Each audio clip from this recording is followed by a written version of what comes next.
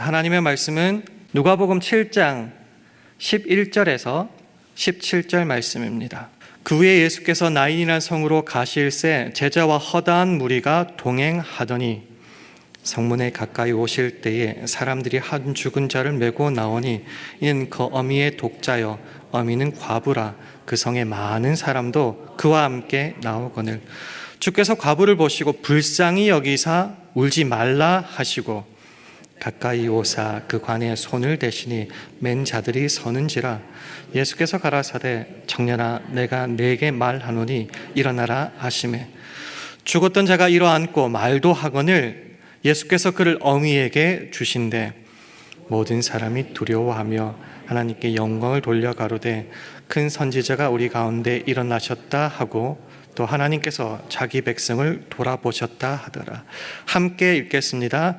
예수께 대한 이 소문이 온 유대와 사방에 두루 퍼지니라. 아멘. 2024년도 새해가 밝았습니다. 벌써 7번째 날이고요. 그래서 오늘은 첫 번째 주일, 한자어로 신년 주일입니다. 어떻게 하나님의 능력 가운데, 은혜 가운데 잘 시작하고 계십니까? 교회 표현대로 오직 성령의 능력으로 그 하루하루를 살아가고 계십니까? 신년 특별 새벽 기도회를 다 참석하면서 기도와 말씀으로 시작한 분들도 계실 거고요. 또 사정상 참여는 못했더라도 새해를 맞이하여서 좀 벅찬 감격과 계획을 안고 시작한 분도 계실 겁니다. 근데 반대로 겉보기에는 완벽해 보이고 행복해 보이지만은 다른 이는 알 수 없지만 나는 아는 그런 슬픔과 절망과 한숨 속에서 시작하신 분도 분명 있을 겁니다. 이런 인생에 대해서 우리가 잘 아는 찰리 채플린은 이런 말을 했습니다. 인생이라는 것이 가까이서 보면은 비극인데 멀리서 보면은 희극이다. 그 영화 감독이었잖아요. 그래서 영화 용어를 썼습니다. 클로즈업에서 보면은 트래저디, 비극이라는 거죠. 그 롱샷, 크게 풀샷으로 보면은 인생은 코미디아 같다라는 겁니다. 여러분은 어떻게 이 한 해를 시작하셨습니까? 새해를 어떻게 시작했던지 간에 한 가지 분명한 것은 참 행복과 참 기쁨이 이 세상에는 없다라는 겁니다. 그래서 그 기쁨의 주관자 되시는 하나님께 나와서 특별히 우리의 인생을 돌아보시고 변화시키는 그 주님과 함께 시작함으로 올 한 해 주의 크신 은혜와 복을 누릴 수 있는 저와 여러분 되기를 주님의 이름으로 축원합니다. 오늘 본문에 나오는 시리 성 이름이 나인입니다. 이 나인이라는 이름의 뜻이 재미있는데요. 아름다운, 즐거운, 기쁜 이런 뜻입니다. 이름대로라면 이 성에는 온갖 기쁨과 즐거움과 아름다운 것들이 차고 넘치는 곳입니다. 사실 이 시간 교회 안 나가고 밖에 가면 좋은 거 되게 많잖아요. 할 거 되게 많고 골프도 칠 수도 있고 친구끼리 어울려서 수다도 떨고 참 재미있게 놀 수 있는 시간들이 있을 겁니다. 그래서 많은 성도들이 비록 예배의 자리에 있지만은 밖에 세상에 나가면 참 좋고 즐겁고 재미있고 아름다운 것들이 많을 거다 부러워하기도 합니다. 그런데 이 세상, 특별히 오늘 나인, 즐거운, 기쁜, 아름다운 성에 사는 모든 사람들이 행복한 것은 아닌 것 같습니다. 오늘 놀랍게도 그 기쁨의 성 나인에서 나오는 행렬은 전혀 그 이름과 상반된 슬픔과 절망과 비극 속에서 걸어 나오기 때문입니다. 왜요? 그 행렬은 바로 장래 행렬이기 때문입니다. 오늘 본문 누가복음 7장 11절 12절 말씀을 화면을 보시면서 함께 읽도록 하겠습니다. 시작. 그 후에 예수께서 나인이란 성으로 가실새 제자와 허다한 무리가 동행하더니 성문에 가까이 오실 때에 사람들이 한 죽은 자를 메고 나오니 그는 그 어미의 독자요 어미는 과부라. 그 성에 많은 사람도 그와 함께 나오거늘. 장래 행렬, 그것만 해도 비극이고 절망인데요. 그 대상이 누구냐? 한 과부의 하나뿐인 아들, 독자였다라는 겁니다. 과부, 구약 시대부터 the weak, 약자, 불쌍한 사람의 대표적인 대상 중에 한 명이었습니다. 그게 세 부류가 크게 나오는데요. 고아와 가부와 나그네였죠. 이들은 먹고 살기도 힘들었고 사회적 보호막도 없었기 때문에 정말 도와주지 않으면 굶어 죽기 딱 십상인 그런 존재들이었습니다. 사실 이 신약 시대까지만 하더라도 남성 중심의 사회 아닙니까? 그 남자들이 판치는 세상에서 여자, 그것도 남편 없이 홀로 살아간다는 것이 얼마나 힘들고 슬프고 한숨 나는 세상이겠습니까?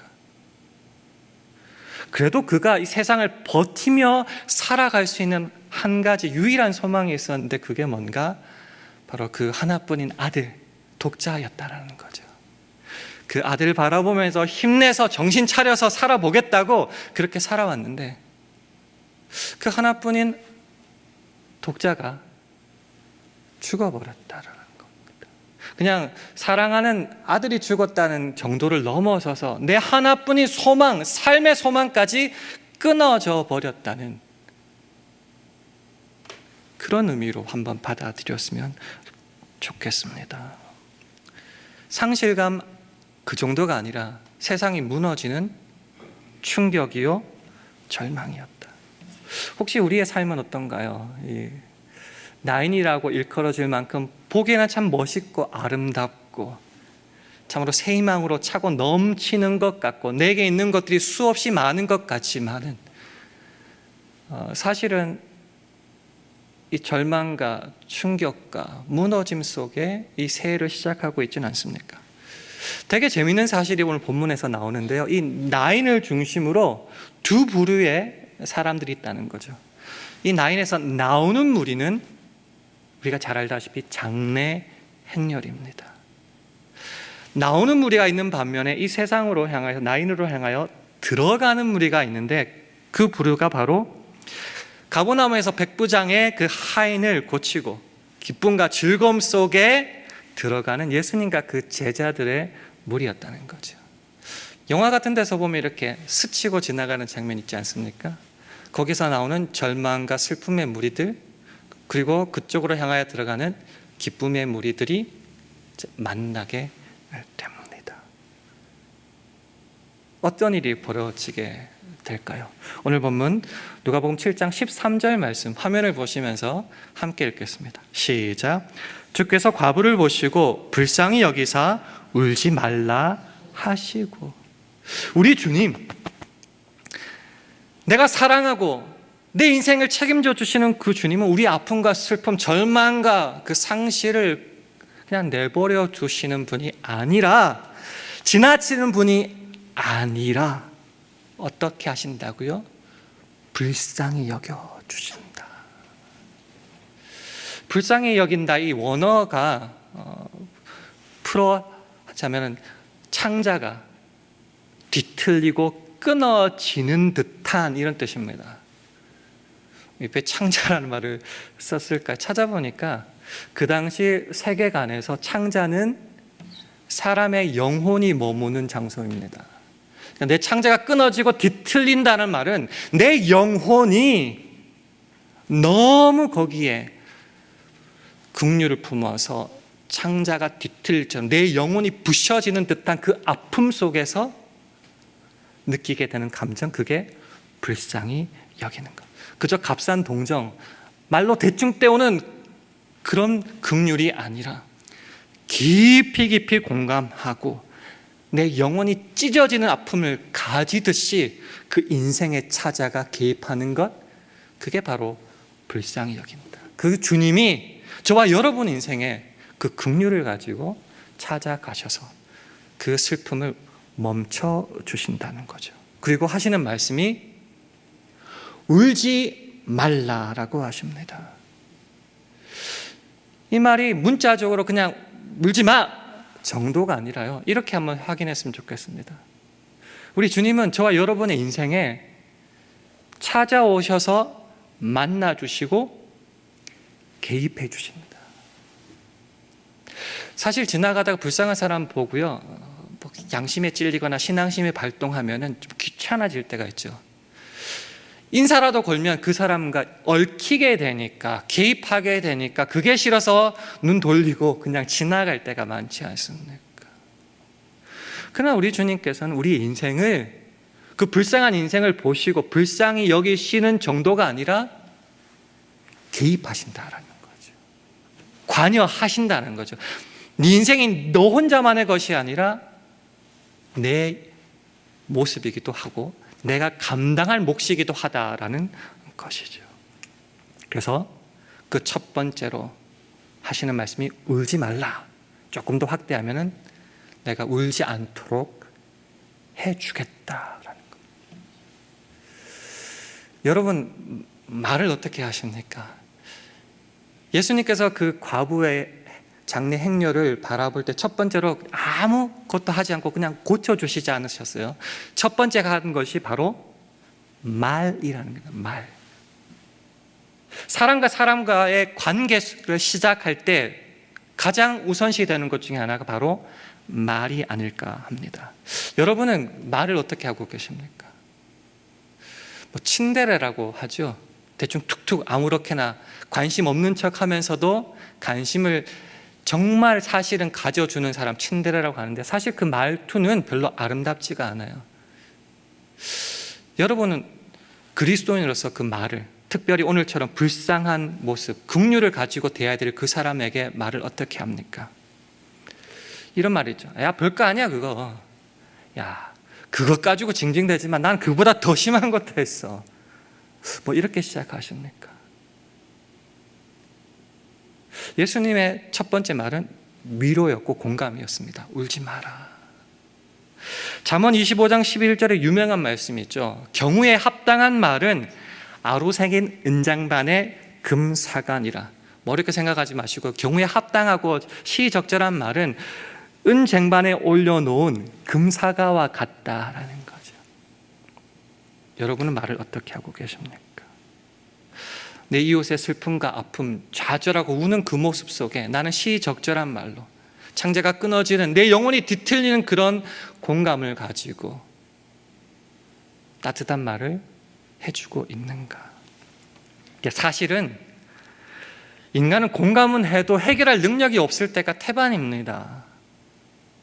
돈도 모자라고 힘도 없고 인맥도 없을 때 공감은 하는데, 위로는 해주는데, 들어는 주는데 해결할 능력이 없을 때가 대부분이지 않습니까?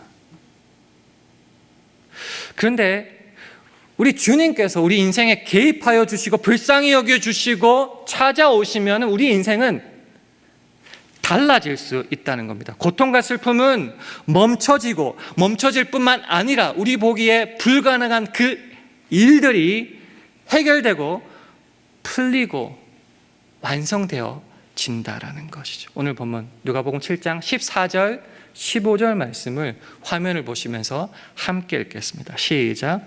가까이 오사 그 관에 손을 대시니 맨 자들이 서는지라. 예수께서 가라사대 청년아 내가 네게 말하노니 일어나라 하시매 죽었던 자가 일어앉고 말도 하거늘 예수께서 그를 어미에게 주신대. 나는 절망할 수 있습니다. 내가 이 모양 이 꼴이지, 희망이 없어, 소망이 없어, 포기하자. 세상도 우리더러 말할지 모르겠습니다. 야, 안 되는 거 알지? 괜한 구차하게 희망 품지 말고 포기해. 너 같은 게 뭘 하겠어. 상식적으로 이성적으로 아무리 판단해도 안 돼. 그래서 우리는 절망하며 투덜거리면서 걸어갈 수도 있지요. 그러나 우리 주님은 세상과 다르다는 거죠. 그 주님은 죽은 자를 살리시고 큰 사망에서 우리를 건지시는 분, 그리고 앞으로도 계속 건지실 분이라는 거죠. 그래서 사도 바울은 고린도후서 1장 10절에 이렇게 고백합니다. 그가 이같이 큰 사망에서 우리를 건지셨고 또 건지시리라. 또한 이후에라도 건지시기를 그를 의지하여 바라노라. 성경에 있었던, 구약에 있었던, 신약에 있었던 그 하나님의 역사, 우리 주 예수 그리스도의 은혜는 그때로 끝난 것이 아니라 우리의 삶을 통하여 이전에도 있었고 작년에도 있었고 오늘도 있고 앞으로도 있고 우리가 죽을 때까지 그 능력이 우리 가운데 있을 거라는 거죠. 그 주님을 만났어요. 그 주님 우리를 지나치지 않으세요. 그래서 이미 죽은 청년을 향하여 이렇게 선포하십니다. 청년아, 내가 네게 말하노니 일어나라. 주님께서 우리의 삶에 찾아오시고 개입할 때 어떤 일이 일어나죠? 말씀하실 때 죽었던 자가 일어앉고 말도 하게 되었다. 그 절망 속에 울 수밖에 없는 그 어머니에게 그 살아난 독자를 건네주셨다라는 거죠. 주님을 만날 때 불가능한 일이 해결됩니다. 끊어졌고 포기했던 그 소망이 살아나게 됩니다. 이 병 낫는 것하고는 차원이 다른 죽은 자를 살리는 문제예요. 이것이 주 안에서는 일어난다라는 거죠. 그리고 그 끊어졌던 소망을 일으키신 다음에 절망한 그 사람에게 쥐어줌으로 새 소망 속에 일어날 수 있게도 만들어주시는 분이 바로 주님이시다라는 겁니다. 우리 기적 여기에만 너무 초점 두지 마시고요. 이것이 결국 우리들에게 주어주는 씬이 어떤 씬인가? 누가복음 7장 16절에 이렇게 말하고 있습니다. 화면을 보시면서 함께 읽도록 하겠습니다. 시작. 모든 사람이 두려워하며 하나님께 영광을 돌려 가로되 큰 선지자가 우리 가운데 일어나셨다 하고 또 하나님께서 자기 백성을 돌아보셨다 하더라. 기적이니까 큰 선지자지요. 근데 그보다 오늘 더 바라보고 싶은 것은 그거예요. 하나님께서 자기 백성을 돌아보셨다라는 겁니다.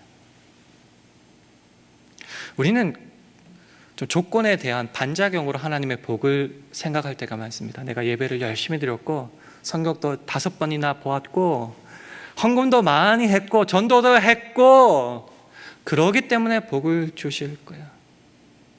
오늘 과부가 뭘 주님께 드렸을까요? 드릴 수 있는 것조차 없었을 겁니다. 그러나 관계를 맺으시고 찾아오시고 개입할 때 그는 주님의 자녀였습니다. 그럴 때 자기 백성을 돌아보셨다라는 거죠. 예수님의 탄생을 예언한 스가랴의 말 중에 이런 말이 있어요. 찬송하리로다 주 이스라엘의 하나님이여 그 백성을 돌아보사 속량하시며. 우리 하나님, 우리 주님은 그 백성을, 저와 여러분을 돌아보시고 찾아오시고 개입해 주심으로 속량, 구속해 주시고 구원하여 주시고 삶에서도 일으켜 주신다라는 겁니다. 세상은 이렇게 말합니다. 유명한 말 있죠. 아프니까 청춘이다. 그럼 죽도록 아파야 됩니까? 희망은 없습니까? 괴로우니까 인생이다. 이런 말도 있더라고요. 그러면은 무조건 괴로워만 해야 됩니까?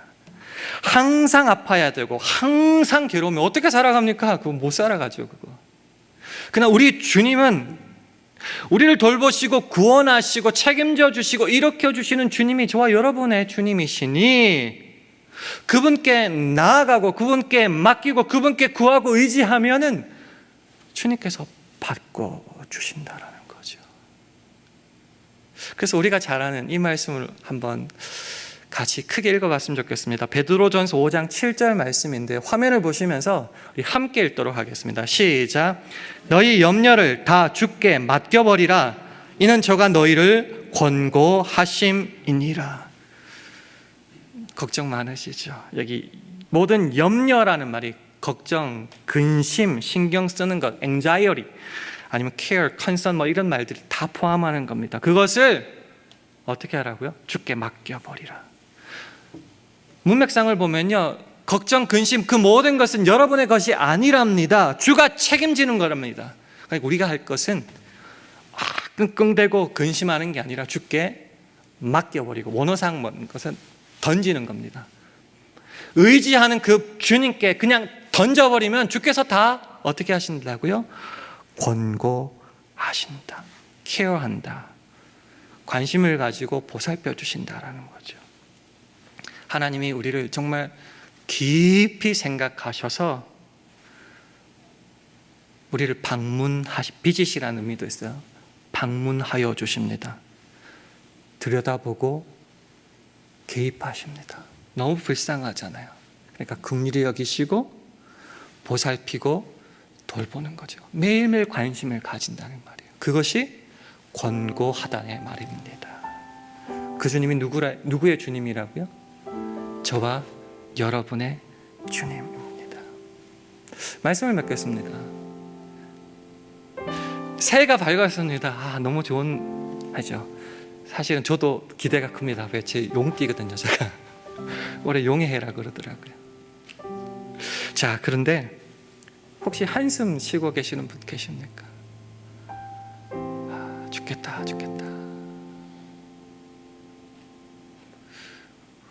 울다 지치면은 눈물도 안 나오겠죠. 혹시 그런 분이 계시면은 오늘 말씀을 한번 잘 생각해 보십시오. 우리 주님은 우리 삶에 개입하여 주시고 바꾸시는 분. 그러니까 우리가 올 한 해 바라봐야 될 것이 뭐죠? 하나님 아닙니까? 그 하나님, 그 능력, 그 얼굴을 구해야 되지 않겠습니까? 여호와 그 능력을 구할지어다. 그 얼굴을 항상 구할지어다. 이게 구할 대상이 3개 나오죠. 여호와, 그 능력, 그 얼굴. 얼굴은 presence, 임재라고 생각하시면 돼요. 나는 부족하고 연약하고 힘없죠. 못하죠. 그러나 주님을 의지하여 나갈 때 주님은 내 인생에 찾아오셔서 내 한숨을 바꾸셔서 새로운 소망을 우리에게 쥐어주신다는 겁니다. 여호와께서는 만유를 선대하시며 그 지으신 모든 것에 긍휼을 베푸시는 도다. 우리가 그 지으신 바 되는 건데요. 신약은 더 구체적으로 이렇게 말합니다. 너희가 악한 자라도 좋은 것으로 자식에게 줄 알거든 하물며 하늘에 계신 너희 아버지께서 구하는 자에게 좋은 것으로 주시지 않겠느냐. 아버지, 그 주님을 바랄 때에 한숨을 바꿔주신다라는 거죠. 그래서 마지막으로 이 성경 구절을 함께 좀 크게 읽으면서 오늘 말씀을 마무리했으면 좋겠습니다. 시편 34편 8절에서 10절 말씀입니다. 세 구절인데요. 우리 다 한 목소리로 함께 읽도록 하겠습니다. 시작. 너희는 여호와의 선하심을 맛보아 알지어다. 그에게 피하는 자는 복이 있도다. 너희 성도들아 여호와를 경외하라. 저를 경외하는 자에게는 부족함이 없도다. 젊은 사자는 궁핍하여 줄을지라도 여호와를 찾는 자는 모든 좋은 것에 부족함이 없으리로다. 아멘. 한 해를 이제 시작합니다. 우리의 한숨을 바꿔주실 그 능력의 주님 만날 수 있기를 원합니다. 구하고 찾고 의지하기를 원합니다. 그럴 때 우리의 삶을, 우리의 한숨을 바꿔주실 그 주님의 은혜와 축복이 올 한 해 저와 여러분의 삶 속에 가득 넘치기를 주님의 이름으로 축원합니다. 오늘 말씀을 기억하면서요, 잘 모르실 수는 있겠지만 나의 한숨을 바꾸셨네라는 마크에서에서 발표한 곡이 있는데 이 곡 함께 나누기를 원합니다.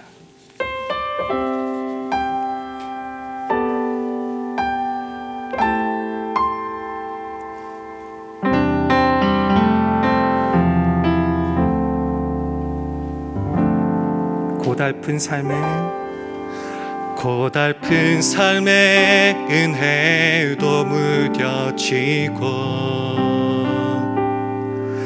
곧 사라질 것에 내 맘 드네. 헛되고 헛된 것들을 바라보며 그 은혜를 놓치며 살았네. 주어진 삶을 묵묵히 살아가며 날 붙드신 주 예수를 보내 사망 가운데 놓여진 나의 삶을 날 건지신 그 이름 예수. 나의 한숨을 바꾸셨네. 나의 한숨을 바꾸셨네. 주를 향한 노래로 소망의 노래로 나의 눈물을 바꾸신 주 예수 이름 안에 살게 하소서.